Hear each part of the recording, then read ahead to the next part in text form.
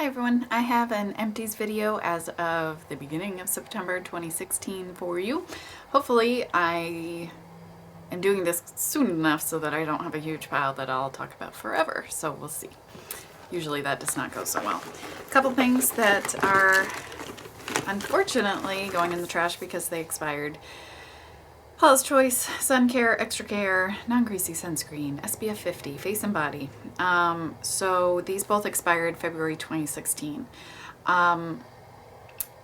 Typically, the rule is SPF lasts 3 years unless they have an expiration date. In my mind, I was thinking 3 years as opposed to these. I think were like a year and a half or so. I would not have bought backups if I had realized that they had a relatively short shelf life. So just an FYI, it seems like most Paula's Choice stuff will arrive with about a year to a year and a half as far as SPF goes for expiration.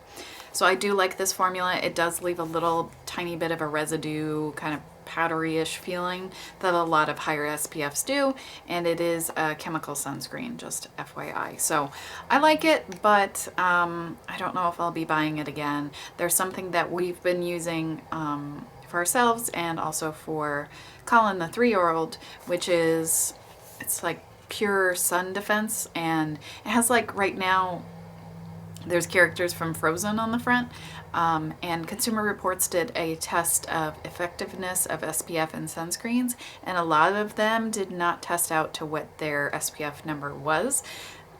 What really bothered me was, especially, was the Vanna Creme SPF 50, I think it is, that my pediatrician recommended for my baby who has eczema. Tested out to SPF 8, and that's super distressing. So anyway, that's where that Pure Sun Defense, whatever it's called, sunscreen came from. That was one of their top picks. So that's why we've been using that one, and I like it a lot. I think I actually like it better than the formula of this one. So these are going in the trash, unfortunately. Let's see if I have anything else that's like that. Also this one, I can't remember if I talked about it last time or not, but it's the PoreFessional Matte Rescue Gel. I liked how this worked, but it does have alcohol in it, and that can aggravate oiliness.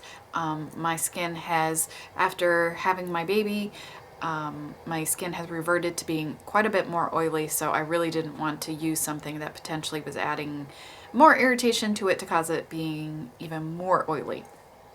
So that's why I am unfortunately getting rid of this. I wish I had looked into the ingredients before I bought it. I would not have bought it had I realized it had alcohol in it. I think the rest of the stuff is just kind of used up.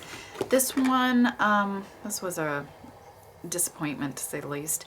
Colourpop Cream Gel Liner in Best O. I like the color of this. I like their formula of this line, but these I placed not long after this product launched. Not right away, but pretty soon after. And unfortunately, these came broken. They had already broken off inside the liner, and they just continued to break as I used them. And what happened was that with this one is that I pulled the lid off too quickly, and the last chunk flew out, and that was the end of that. It got all dusty and gross, so unfortunately this is empty. I have bought 2 since, and neither of them have broken yet, and they didn't come broken, so I'm hoping they fixed whatever issue there was with the packaging or the formula so that they were not breaking, or maybe it was just I got a bad batch and they broke. I don't know. If I would definitely consider, though, buying this color again because it is fairly unique to get kind of a burgundy color that's not purple, that's only $5 as opposed to, you know, something like this. Stila has one that's like that, and that's pretty popular, and that's like $20. So if the formula was better, I would definitely recommend it. Wet n Wild Max Fanatic Cat Eye Mascara. So I really liked the brush on this, but the formula never really dried down. So it always stayed kind of wet, and it would flake a little bit as it got older, and then because those were not like super dry, they would kind of smear as opposed to just brushing off. And Yeah, so I really like the brush, but the formula definitely was not a good fit for me.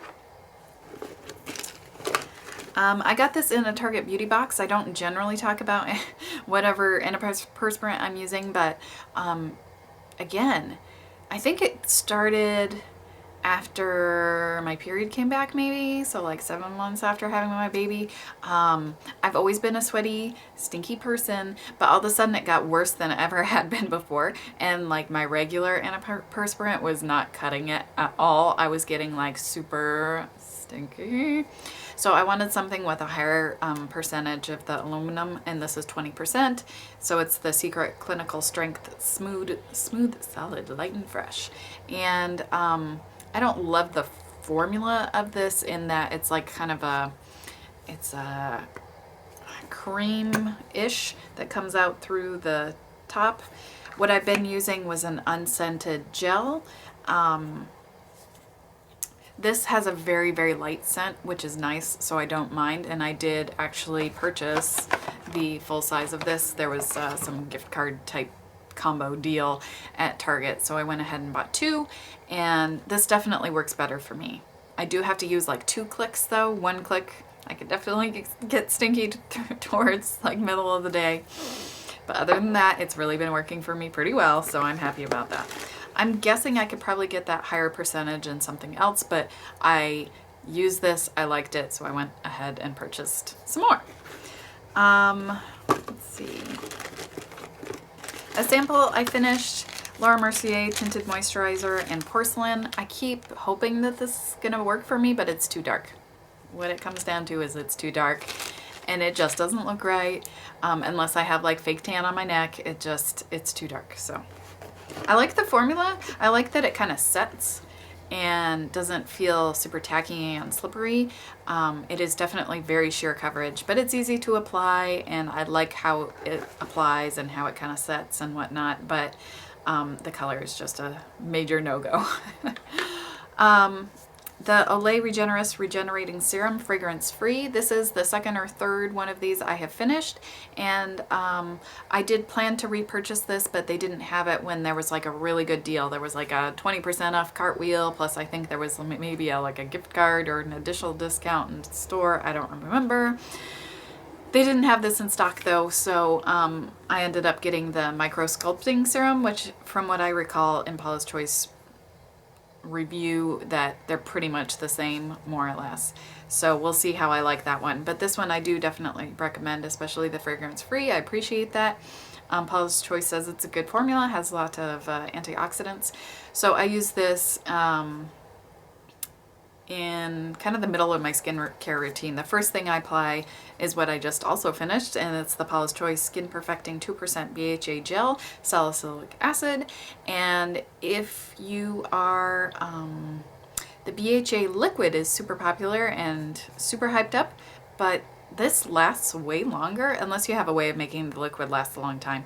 I had the liquid once and it was gone in, I don't know, it felt like a few months. This lasts me a year. I do only use it once a day. I don't use it in the morning, only in the evening, but it lasts so much longer.